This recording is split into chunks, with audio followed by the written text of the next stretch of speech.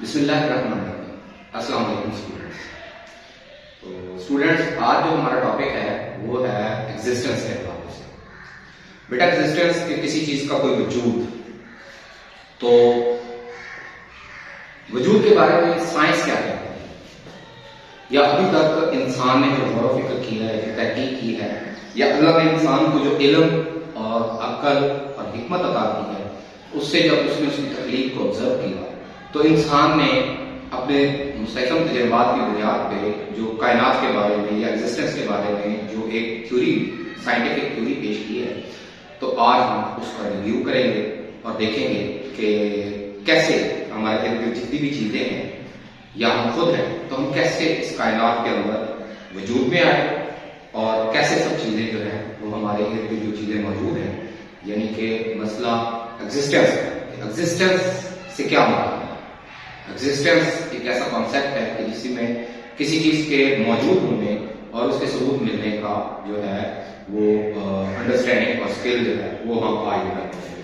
جی تو بیٹا سائنس ابھی تک جو ایگزسٹنس کے بارے میں کہتی ہے تو یہ ہے کہ یہ کائنات جو ہے عدم سے وجود میں آئی ہے، یعنی نان ایگزسٹنس سے ایگزسٹنس میں آئی ہے۔ اور سائنس اس مقام پہ پہنچی ہے کہ یہ جو ایگزسٹنس کا جو واقعہ جس کو ہم ابھی بھی جس کے نشانات کو آبزرو کر سکتے ہیں، کیونکہ سائنس بلیو کرتی ہے امپیریکل ایکسپیرینسز پہ، امپیریکل ایکسپیریمنٹس پہ، آبزرویشن پہ بلیو کرتی ہے، یعنی ایسی چیزوں کو مانتی ہے کہ جس کے بارے میں ہمارے پاس کوئی حصی ثبوت ہو۔ تو جب سائنس نے غور کیا اور سائنس الحمدللہ اس مقام پہ ڈیولپ ہو چکی ہے، انڈرسٹینڈنگ انسان کا شعور، انسان کی وزڈم، انسان کی حکمت، کہ انسان اور ایگزسٹنس کے معاملے کو بھی سائنٹیفکلی بیان کرنا شروع ہو گیا اور اس میں ہمیں کائنات میں ثبوت ملے ہیں۔ تو اس کو ہم اگر ایک سمپل لینگویج میں اگر ہم بیان کریں اس پوری اسٹوری کو، تو آج ہم اسی سلسلے میں یہ پریزنٹیشن کا اہتمام کیا گیا ہے۔ جی تو سائنٹیفکلی ہم دیکھتے ہیں کہ سائنس کے لحاظ سے جو اس کائنات پر جو ابتدا ہوئی ہے وہ ایک بہت بڑے ایونٹ سے ہوئی۔ اس ایونٹ کا نام بگ بینگ رکھا گیا ہے۔ کیا رکھا گیا ہے؟ Big bang. یہ ایک بہت بڑا ایونٹ تھا، حالانکہ اگر دیکھا جائے تو یہ جو بگ بینگ ورڈ ہے یہ مس نوور ہے۔ مس نوور بیٹا اس کو کہتے ہیں کہ جو جس کے بارے میں کچھ خلا رہتا ہے، یعنی وہ اس کو پراپرلی ڈیفائن نہیں کرتا۔ کیوں؟ کیونکہ بیٹا اگر خلا میں یہ بگ بینگ ہوا تھا تو بینگ کا مطلب ہوتا ہے دھماکہ، اور دھماکہ جو ہے اس کی آواز ہوتی ہے، ساؤنڈ ہوتی ہے، حادثہ ہوتا ہے۔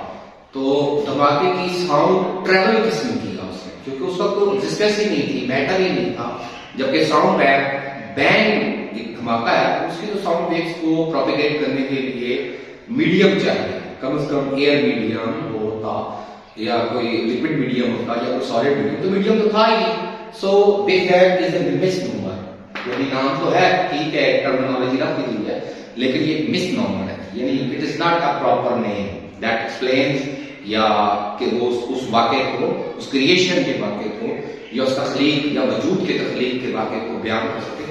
بگ بینگ از اے مس نومر، لیکن چلیں ہم اس کو مانتے ہیں۔ تو بگ بینگ کے نتیجے میں سائنسدان یہ کہتے ہیں کہ ایگزسٹنس یعنی وجود شروع ہوا، یعنی عدم سے وجود کا سلسلہ شروع ہوا، اور یہ اتنا بڑا دھماکہ، کیونکہ بگ بینگ تھا اتنا بڑا تھا اور اتنی سپیڈ سے تھا کہ with in billion of a second, ایک سیکنڈ کے بلین پارٹ میں ہی یہ کائنات وجود میں آ گئی، اور اتنی ہی پھیل گئی کہ اب یہ پھیلی ہوئی ہے بڑی تیزی سے۔ ابھی تک سائنس جو تیز ترین کوئی چیز یا ایونٹ یا واقعہ جو ہوتا ہے یا کوئی ٹریولنگ ہے یا کسی چیز کا وقوع ہونا ہے تو وہ اسپیڈ آف لائٹ ہے۔ تو سائنسدان یہ کہتے ہیں کہ بگ بینگ کا واقعہ جو ہے یہ اسپیڈ آف لائٹ سے بھی تیز ہوا۔ تو بگ بینگ کا جو ایونٹ ہے یہ اسپیڈ آف لائٹ سے بھی تیز ایونٹ ہے۔ جی تو بیٹا بگ بینگ کے نتیجے میں ہی وہ پہلا ایٹم کریٹ ہوا کائنات کے اندر، کہ جس سے یہ پوری کائنات، ویزیبل کائنات جو بنی ہوئی ہے وہ بگ بینگ کے نتیجے میں بنا، اور اس سے جو پہلا ایٹم بنا وہ بیٹا ہائیڈروجن ہے۔ ہائیڈروجن سب سے فرسٹ ایٹم ہے اور یہ سمپلیسٹ ایٹم ہے۔ اگر ہم ایلیمنٹس کا یا ایٹمس کا ذکر کریں تو 110 جو ہے نا ایلیمنٹس انسان نے ابھی تک ڈسکور کیے ہیں. تو ان کے اندر جو سب سے پہلا اور چھوٹا ایٹم ہے وہ ہے بیٹا ہائیڈروجن. تو سب سے پہلے ہائیڈروجن کریٹ ہوا اور ہائیڈروجن کے دو ایٹم کے آپس میں ملنے سے ان کے مرج کرنے سے ہیلیم پروڈیوس ہوا اور ہیلیم اور پھر کسی اور ہائیڈروجن کے ملنے سے پھر لیتھیم کریٹ ہوا. تو اس طرح ایک سلسلہ شروع ہوا کہ پہلے سب سے سمپل ایٹم کریٹ ہوا, یعنی اس سے پہلے سب ایٹمک پارٹیکل ڈیفینیٹلی کریٹ ہوئے, الیکٹران, پروٹونز اور نیوٹران, اور پھر ان سے جو ایک پہلا ایٹم بنا جس کو ہم اب بھی جانتے ہیں ہائیڈروجن. ہائیڈروجن کے بعد ہیلیم, لیتھیم, یعنی یہ ایک دوسرے سے ٹکراتے رہے اور ایک دوسرے میں مرج ہوتے رہے, فیوز ہوتے رہے اور اس طرح نئے ایٹم وجود میں آتے رہے. تو اس طرح کائنات جو ہے وہ کمپلیکس ہونا شروع ہو گئی, یعنی ہم بگ بینگ سے ہم ایٹم تک آ گئے. بگ بینگ سے ہم ایٹم اور پھر ایٹم سے ہی باقی ایلیمنٹس وجود میں آئے, باقی ایلیمنٹس وجود میں آئے. اس کے علاوہ بیٹا سائنسدان اس نتیجے سے جو پہنچے ہیں کہ جو ایٹم جو ہے بیٹا یہ جو ہے یہ ایک ایسی ایگزسٹنس ہے, ایگزسٹنس کا ایک ایسا یعنی کہ آپ کہہ سکتے ہیں کہ لیول ہے کہ جہاں پہ چیزوں کو سائنس نے محسوس کرنا شروع کر دیا, ہم اس کو ڈیٹیکٹ کر سکتے ہیں. جبکہ سب ایٹمک پارٹیکلز کا احساس ہے لیکن جو ہے نا وہ اتنے زیادہ وہ اتنی زیادہ اسپیڈ میں ہوتے ہیں. فرض کریں الیکٹران لے لیں, وہ اتنی زیادہ اسپیڈ میں ہے کہ اگر ہم اس کی ایک پراپرٹی یعنی اگر ہم اس کی سائز, اس کے والیوم اور اس کے میس کا پتہ لگائیں تو اس کی سپیڈ جو ہے اس کو ہم ڈیٹیکٹ نہیں کر سکتے. اگر ہم سپیڈ پہ ڈیٹیکٹ کریں تو وہ پھر ہم اس کا میٹر, اس کی جو ہے نا لوکیشن ڈیٹیکٹ نہیں کر سکتے.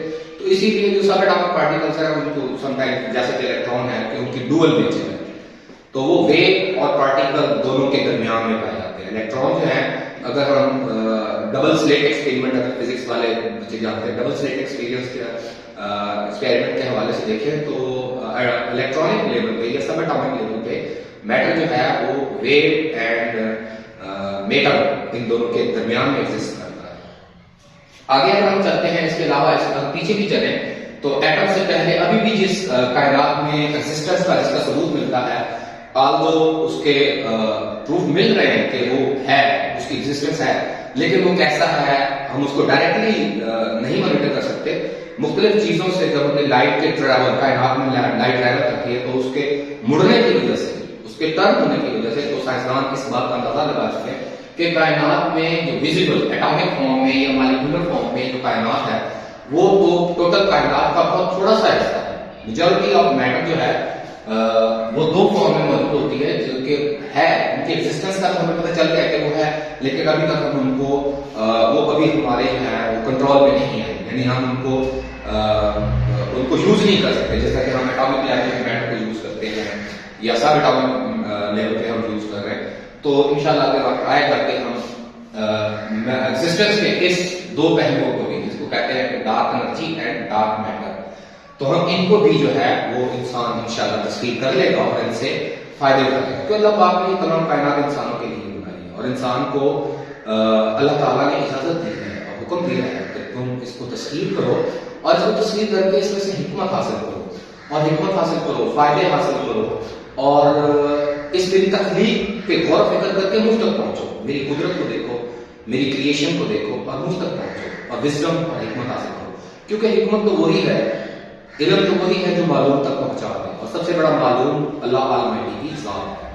جی تو بیٹا ہم بات کر رہے تھے ایٹامک لیول. اگر ہم بیٹا ایٹامک لیول پہ دیکھیں تو ایٹامک لیول پہ جو ہے وہ ڈیٹیکٹیبل میٹر جو ہے نا کریٹ ہونا شروع ہو گیا, اور نہ صرف ڈیٹیکٹیبل ہوا بلکہ ہر ایٹم کی ایک اپنی پراپرٹی تھی, ہر ایٹم کی اپنی پراپرٹی ہے اور دوسرا ایٹم جو ہے وہ اس سے ہٹ کے ہے, اس سے ڈفرنٹ ہے.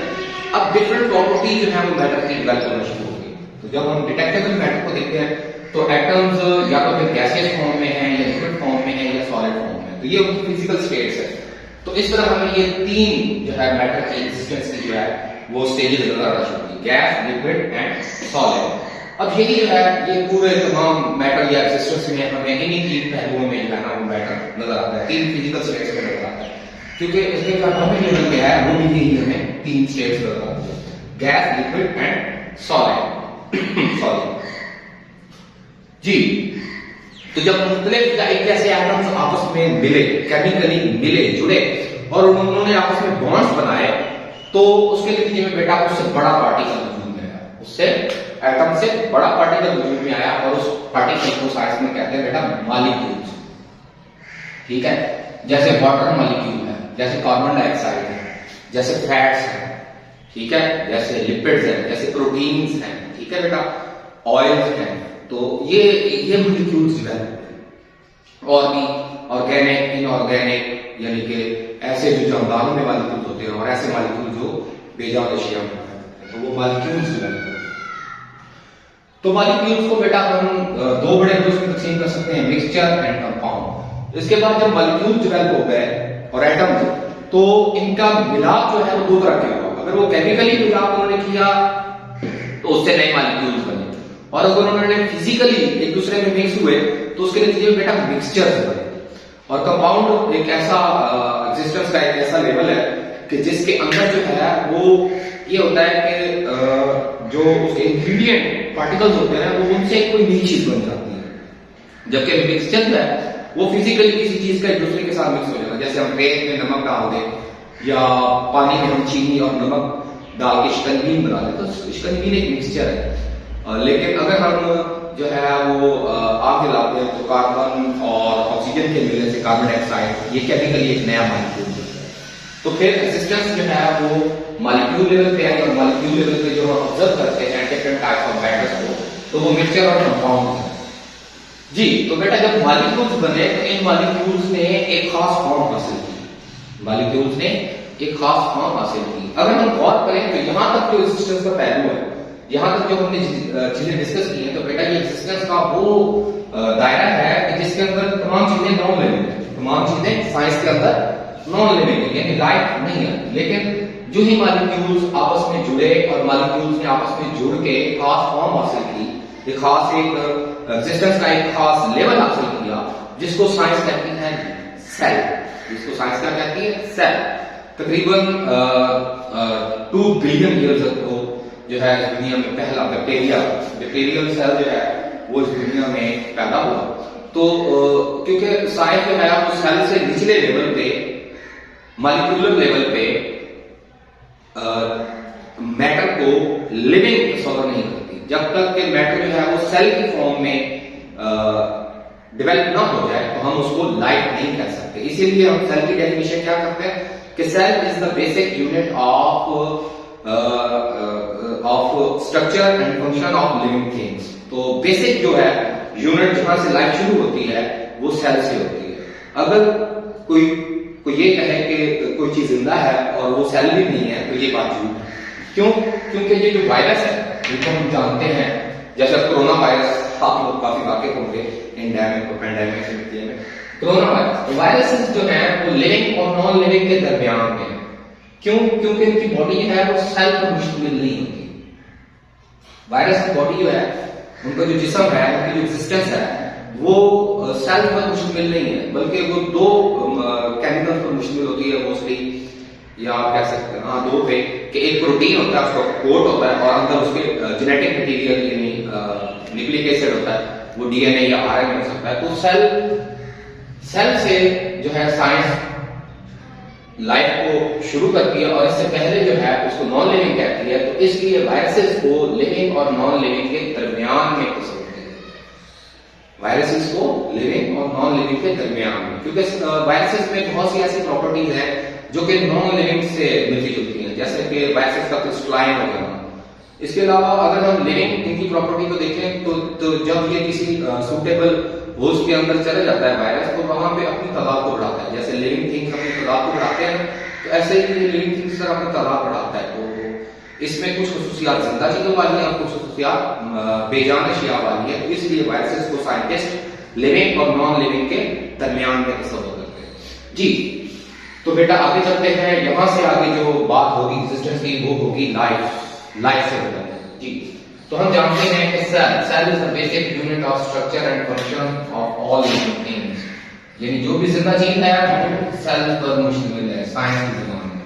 तो हम देखते हैं कि हमारे जिस्म में डिफरेंट टाइप ऑफ सेल्स होते हैं। नर्व सेल्स हैं, बोन सेल्स हैं, ब्लड सेल्स हैं, स्किन सेल्स हैं, बैक्टीरिया, जुगलीना, یہ بیٹا وہ آرگنزم ہے. بعض آرگنزم جو کہ یونیسیلولر ہوتے ہیں تو وہ جو اینڈ پہ ہمیں جانا ہے آرگنزم کا پہلو, تو کریشن کے اندر کچھ جانور ایسے ہیں جن کو ہم یونیسیلولر کہتے ہیں.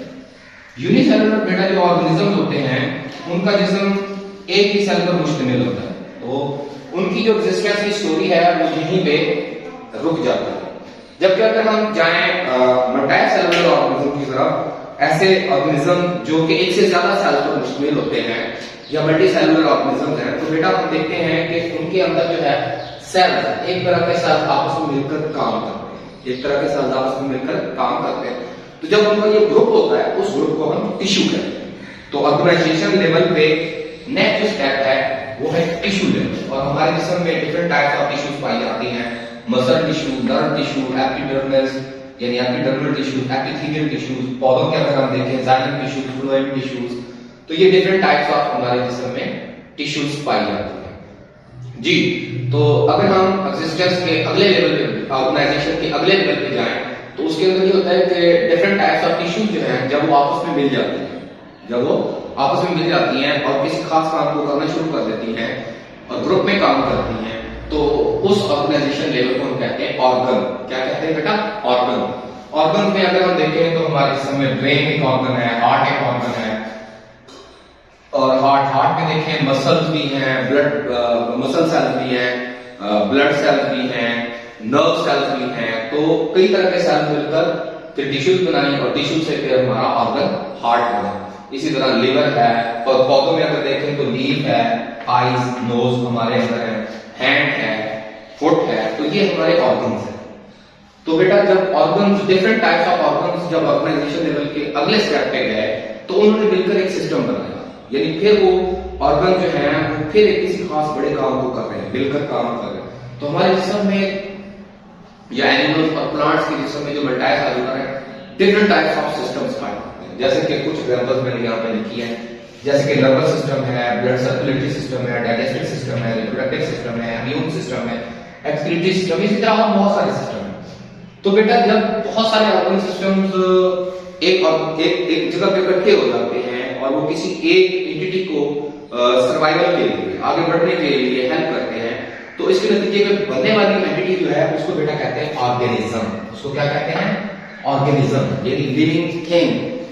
تو بیٹا یہ جو لیونگ تھنگز ہیں یہ یو اینڈ آئی ہیں, پودے ہیں, جتنی بھی ہمارے زندہ چیزیں ہیں وہ ساری جو ہے وہ آرگنزم کہلاتی ہیں. بعض آرگنزم جو ہے یونی سیلولر ہوتے ہیں اور بعض ہماری طرح ملٹی سیلولر آرگنزم ہوتے ہیں. تو بیٹا یہ ہے وہ ایگزسٹنس کا ایک پہلو. اب اگر ہم تھوڑا سا ہم دیکھیں کہ یہ تو ہے سائنس کی زبان میں, لیکن کیا ہم بطور مسلمان,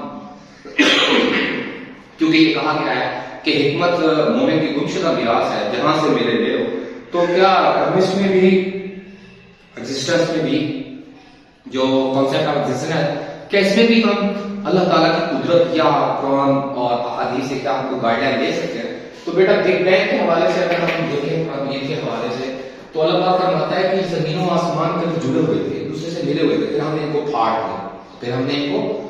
دیا, تو پھر جو ہے یہ کائنات وجود میں ہے. تو بگ بینگ کا جو کانسیپٹ ہے وہ ہمیں وہاں سے مل سکتا ہے. اس کے علاوہ یہ چیز دیکھی گئی کہ اللہ پاک جو ہے وہ ذرہ, قرآن پاک میں ذرے اور ذرے سے چھوٹی چیزوں کا ذکر کرتا ہے, جیسے کہ ہم ایٹمز کے اندر ایٹمز اور سب ایٹامک پارٹیکلز کا ذکر کرتے ہیں. تو ذرہ اور ذرے سے چھوٹی بھی ایگزسٹنس ہو سکتی ہے. اس کے علاوہ اگر ہم دیکھیں کہ مالیکیول ہے, سیل ہے, ٹیشو ہے, آرگن ہے, آرگن سسٹم ہے, میٹابولزم ہے. لیکن بیٹا ایک چیز دیکھی جائے کہ یہ سارے میں ایک خاص پیٹرن ہے, سارے ان سب چیزوں میں ایک خاص پیٹرن نظر آتا ہے. اور پیٹرن بیٹا یہ ہے کہ یہ چیزیں خود بخود وجود میں نہیں ہیں, یہ چیزیں خود بخود وجود میں ہیں. یہاں پہ مجھے ایک بات یاد آ رہی ہے حضرت باسط علی باسط رحمۃ اللہ صاحب کی, کہ یہ کائنات کسی حادثے کا نتیجہ نہیں ہے, یہ کائنات کسی حادثے کا نتیجہ نہیں ہے, کیونکہ حادثہ اتنا خوبصورت نہیں ہوتا. حادثے میں تو تباہی ہوتی ہے, دھماکے میں تو تباہی ہوتی ہے, لیکن یہاں پہ خوبصورتی ہے. اور کیونکہ اللہ پاک کی قرآن کی طرف فرماتا ہے کہ میں نے تمام اس کائنات کو ناپ تول کے بنایا. ناپ تول کے بنانے کا مطلب یہ ہے بیٹا کہ کیونکہ ناپ تول ہم سکتے ہیں, اللہ نے ہمیں عقل دی ہے, علم دی ہے, الحمدللہ وزڈم یعنی حکمت عطا کی ہے, اور اللہ پاک نے ہمیں اس کائنات کو تسخیر کرنے کے لیے پیدا کیا ہے. اور اللہ پاک خود فرماتا ہے کہ جیسے کہ حدیث قدسی ہے نبی پاک صلی اللہ علیہ وسلم کے ذات مبارکہ سے ریلیٹڈ ہے کہ کنت کنزا مخفیا، کہ میں چھپا ہوا خزانہ تھا تو میرا ارادہ بنا کہ میں پہچانا جاؤں، بس اس لیے میں نے مخلوق کو پیدا کیا۔ تو بیٹا ایگزسٹنس کی جو تھیوری ہے یہ بیسیکلی اگر ایز اے انسان ایز اے ہیومن بینگ اور اپنے اللہ المیٹی سے ریلیشن کے حوالے سے اگر ہم دیکھیں تو یہ اللہ کی تخلیق ہے، یہ اللہ کا وہ کریشن ہے کہ جس کے ذریعے ہم اس کی قدرت کو دیکھتے ہیں، اس کے کنٹرول کو دیکھتے ہیں کہ کیسے اللہ پاک جو ہے اس پورے سسٹم کو کنٹرول کرتے ہوئے کہ نان ایگزسٹنس سے ایگزسٹنس میں لے کے آیا، پھر اس کو کمپلیکیٹڈ کرتا چلا گیا، پیچیدہ کرتا چلا گیا اور بہتر سے بہتر جو ہے چیزیں کریٹ ہوئی، اور اللہ پاک کریٹ کرتے کرتے بہترین صورت میں انسان کو پیدا کیا۔ اور انسان ہی وہ ایک اس کائنات کے اندر اگر ہم اس زمین کے اندر دیکھیں یا اللہ کی مخلوق کو جتنی کچھ دیکھیں تو انسان ایک واحد ایک ایسی عقل و شعور والی مخلوق ہے جو اس پورے سسٹم کو انڈرسٹینڈ کر لی ہے۔ اللہ پاک نے ہمیں عقل عطا کی ہے، تو اگر ہم یہاں سے دیکھیں تو انسان کا وجود تو بہت بعد میں آیا، انسان کا وجود تو اگر تخلیق کے پہلو کو دیکھیں تو بہت بعد میں آیا، اور بگ بینگ تو تقریباً 16 ارب سال تقریباً پہلے یہ واقعہ سائنس کہتی ہے کہ وجود میں آیا۔ تو ہم اپنی ایگزسٹنس سے پہلے کے واقعات کو کیسے جانیں گے؟ تو بیسیکلی بیٹا یہ وہ عقل تھی جو اللہ نے پیدا کی۔ اللہ پاک فرماتا ہے کہ جب میں نے عقل کو پیدا کیا تو میں نے عقل سے کہا کہ آگے چلو، عقل آگے چلو، میں نے عقل سے کہا کہ عقل پیچھے چلو، تو عقل پیچھے چلی۔ تو پھر اللہ پاک اس کو دیکھ کے بہت خوش ہوا، اللہ پاک نے فرمایا کہ عقل میں تجھے انہی کو دوں گا جو تمہیں مجھے تیرے واسطے سے مجھے طلب کریں گے، یعنی کہ دلیل کے ساتھ، عقل کے ساتھ، شعور کے ساتھ اور وزڈم کے ساتھ، اسٹیپ بائی اسٹیپ، جیسے کہ ہم نے آرگنائزیشن کو پڑھا، جب ہم اس کے ساتھ چلیں گے تو ہمیں عقل، شعور اور وزڈم نصیب ہوگا۔ تو بیٹا اس میں جو ہمیں وزڈم نظر آتی ہے وہ یہی ہے کہ یہ اللہ پاک کی تخلیق ہے، اور اللہ پاک کیسے اللہ پاک نے بالکل سمپلسٹ نتھنگ سے ایگزسٹنس کا جو ہے نا وہ ایک جو ہے نا وہ کھیل شروع کیا، اور آج ہم اسی کریشن کے نتیجے میں یو اینڈ آئی یہاں پہ موجود ہیں، اور اللہ کی تخلیق کے بارے میں ہم غور و فکر کرتے ہیں۔ اور اسی عقل کے نتیجے میں جب اللہ پاک نے کہا کہ عقل آگے چلو، اس کا مطلب کیا ہے کہ مستقبل میں جاؤ، اور جب اللہ پاک نے کہا کہ پیچھے چلو تو میرا جو نظریہ یہ ہے کہ عقل میں یہ طاقت ہے کہ وہ ماضی میں جا سکتی ہے، یعنی اتنا ماضی میں عقل گئی ہے کہ ہم اپنی ایگزسٹنس سے پہلے کے واقعات کے بھی ثبوت ڈھونڈ رہے ہیں۔ ہم ڈائناسورس کی ہڈیوں سے، ڈائناسورس کی جو ہمیں نشانیاں ملی ہیں، ان کے فاسلز ملے ہیں، ان سے ہم اندازہ لگا سکتے ہیں کہ ڈائناسورس ہماری دنیا میں اس زمین پر آنے سے پہلے سے موجود تھے، اور ہمارے آنے سے پہلے وہ ختم بھی ہو گئے، لیکن ان کے جو ٹریسز تھے، ان کے جو نشانات تھے، ان کی جو آیات اور نشانیاں جو موجود تھیں اس کائنات کے اندر، جو پیٹرنز موجود تھے، ہم نے جب ان کو غور سے دیکھا تو اب ہم اس نتیجے پر پہنچے کہ اس کائنات کی زمین کے اوپر کبھی بہت بڑے بڑے جاندار تھے، وہ کیسے کھاتے تھے، ان کا سائز کیا تھا، کیا ان میں کچھ اڑتے تھے، کچھ پانی میں رہتے تھے، وہ کھاتے کیا تھے، ان کے رنگ کیا تھے، ان کے سائز کیا تھے، ان کی زندگی کیسی تھی، اور وہ کیسے صفحہ ہستی سے مٹ گئے۔ تو یہ سب واقعات تو ہمیں انسان کے اس زمین پر آنے سے پہلے، انسان کی ایگزسٹنس سے، انسان کے وجود سے بھی پہلے میں، تو یہ وہ عقل ہے اور وزڈم ہے جو ہمیں اللہ پاک نے عطا کی، جس کی وجہ سے ہم ماضی میں ہونے والے واقعات کو بھی ثبوت کی بنیاد پر ثابت کر سکتے ہیں۔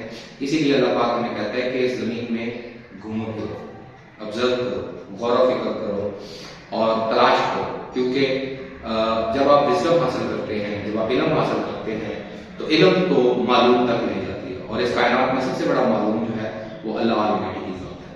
تھینک یو ویری مچ۔ امید ہے کہ آپ کو اس کے ذریعے علم بھی حاصل ہوا ہوگا اور وزڈم کی کچھ باتیں بھی شیئر کرنے کی توفیق ہمیں حاصل کی۔ Thank you very much. اللہ حافظ۔